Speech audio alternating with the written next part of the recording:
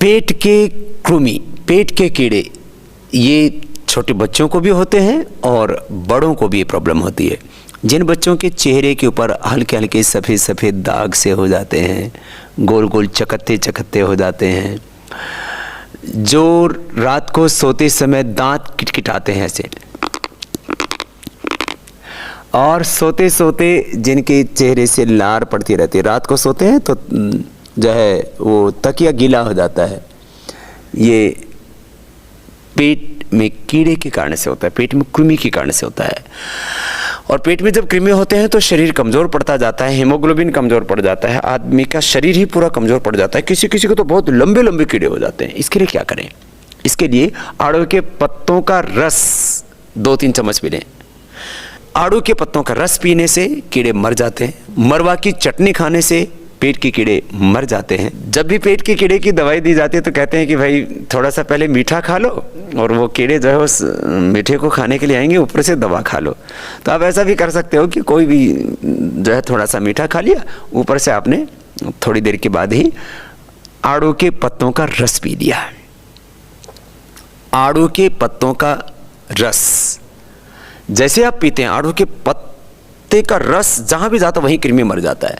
वैसे तो क्योंकि पेट में आंतों में वहीं कीड़े होते हैं और वहाँ जो भी आप चीज़ औषधि के रूप में लेंगे वहाँ जाएगी, उसमें मीठा खाने की भी आवश्यकता नहीं है। आड़ू के पत्तों का रस का तो यहाँ ये भी प्रयोग करके देखा गया कि जिन जानवरों को, पशुओं को कीड़े हो जाते हैं, आड़ू के पत्तों को कूट करके उनका रस डालने से कीड़े तुरंत मर जाते हैं। और कमीला चूर्ण, ये पंसारे के यहाँ से मिल जाता है, जो आयुर्वेद की जड़ी बूटियाँ दवाइयाँ रखते हैं। कमीला चूर्ण भी 1-2 ग्राम सुबह शाम खाने से पेट के कीड़े मर जाते हैं। छोटे बच्चों को भी पेट में कृमि हो जाते हैं, उनको आप कमीला चूर्ण भी दे सकते हैं और उनको अरविंद आसव पिला सकते हैं और विडंग आसव पिला सकते हैं। अरविंद आसव और विडंग आसव पेट के कीड़ों के लिए बहुत अच्छा होता है बच्चों के लिए। और पेट की कृमि के लिए टमाटर खिला देते हैं थोड़े नमक के साथ, उससे भी पेट की कृमि मर जाते हैं। और जो है खट्टी छाछ पिलाने से भी जो है पेट के जो छोटे छोटे कीड़े होते हैं बच्चों के, वो मर जाते हैं। ये पेट के कृमि कब पैदा होते हैं? जब आपकी आंतें कमज़ोर होती हैं। आंतों को सबल बनाने के लिए कपालभाति प्राणायाम बहुत ज़बरदस्त होता है।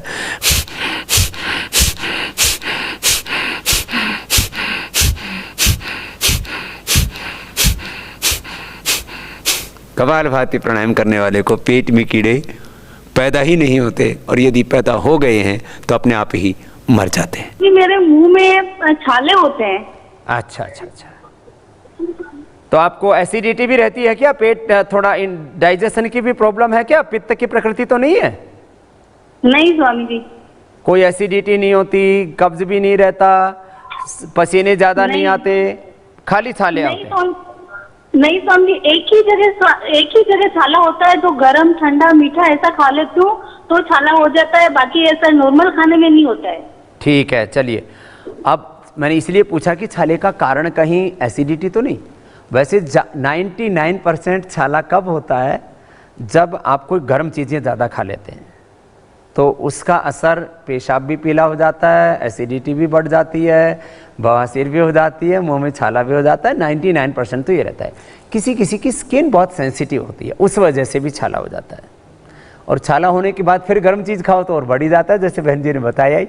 तो 99% छाले का कारण पेट की खराबी और पित्त की वृद्धि है। वात, पित्त, कफ, ये 3 दोषों के आधार पर आयुर्वेद की सारी चिकित्सा है।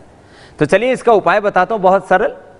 एक तो जब भी छाला हो जाए तो रात को त्रिफला चूर्ण ले लीजिए और सुबह आंवला एलोवेरा पी लीजिए।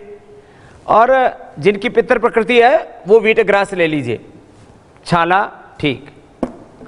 और एक जो है हमने सुजलम बना रखा है, उसको सेवन कर लीजिए। सुजलम जो है उसके बारे में बहुत कम लोगों को पता है, वह भी मैं इसलिए बता रहा हूँ कि एसिड को न्यूट्रलाइज करने के लिए ज़बरदस्त है। ये सुजलम का इस्तेमाल आप कर सकते हैं। अगली बात, छाले के लिए क्या करें तत्काल रूप से? 1 मिनट के अंदर छाला ठीक। ये प्रयोग मैंने हजारों लोगों पर खुद किया है। मेरी खुद की भी पित्त की प्रकृति है थोड़ी, तो कभी कभी मुझे भी हो जाता है, तो मैंने भी कम से कम 25-50 बार ये प्रयोग किया होगा। छाला कहीं पर भी हो जाए तो सुबह से शाम तक फिर वही ध्यान रहता है। जीभ में छाला हो जाता है, किसी किसी को दोनों तरफ गाल में छाला हो जाता है, होठ में छाला हो जाता है। ज़्यादातर छाला होठों में, बगल में कपोलों के अंदर और जीभ में होता है। और छाले की दवाई के नाम पर पूरे देश में जो भी दवाई देते हैं वो एक ही दवाई देते हैं, नीला थोथा, तुत्थ बोलते हैं उसको आयुर्वेद में, नीला थोथा। ये किसी भी पंसारी से मिल जाता है, मंगा लीजिए, उसको तवे पर सेक लीजिए, थोड़ा ब्राउन कलर का हो जाता है, वैसे वो नीला होता है।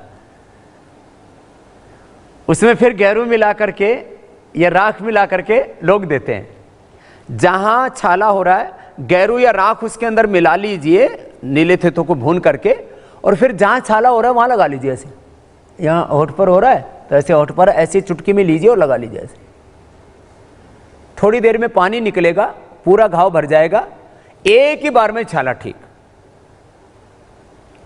एक ये छाले की दवाई लोग एक एक बार की डोज जो है ना 50-50-100 रुपए की देते हैं कि एक ही बार में छाला ठीक। या प्रयोग कर लीजिए, ये मैंने हजारों लोगों पर खुद प्रयोग किया है और मैंने बहुत बार इसको बताया। छाले के लिए घरेलू उपाय है, जहां भी हो रहा है बस 2 मिनट तक पानी बाहर निकाल दीजिए, फिर कोई दिक्कत नहीं है। बस उसके बाद सामान्य खाना खाइए, एक ही बार में छाला ठीक। तो एक छाले के लिए 100% गारंटेड इलाज बता दिया। फिर हाँ, इन बहन की स्किन थोड़ी मुंह की वीक है तो उसके लिए एलोवेरा जूस लगातार पिए। एलोवेरा जूस लगातार पीने से फिर जो सेंसिटिव स्किन है आपकी, ये भी अच्छी हो जाएगी और बार बार छाले आपको नहीं होगा। आज बाबा जी ने स्वास्थ्य से संबंधित बहुत ही शिक्षाप्रद जानकारी दी है। आशा करता हूं कि यह स्वास्थ्य से संबंधित शिक्षाप्रद जानकारी आप लोगों को अवश्य पसंद आई होगी। तो दोस्तों, अगर यह शिक्षाप्रद वीडियो आप लोगों को पसंद आया हो तो इस वीडियो को लाइक करें और अधिक से अधिक लोगों को शेयर भी करें, जिससे और भी लोग यह शिक्षाप्रद स्वास्थ्य संबंधी जानकारी का लाभ उठा सके। और दोस्तों, अगर आपने हमारे चैनल को अभी तक सब्सक्राइब नहीं किया है तो तुरंत हमारे चैनल को सब्सक्राइब भी कर लें, जिससे आप लोगों को नोटिफिकेशन के माध्यम से बाबा जी के यह शिक्षाप्रद वीडियो तुरंत प्राप्त हो सकें, जिससे आप लोग इसी तरह स्वास्थ्य संबंधी शिक्षाप्रद जानकारियों का लाभ उठाते रहें। तो दोस्तों, कल फिर किसी स्वास्थ्य संबंधी शिक्षाप्रद वीडियो के साथ आप लोगों के समक्ष फिर से प्रस्तुत होंगे। तब तक के लिए नमस्कार।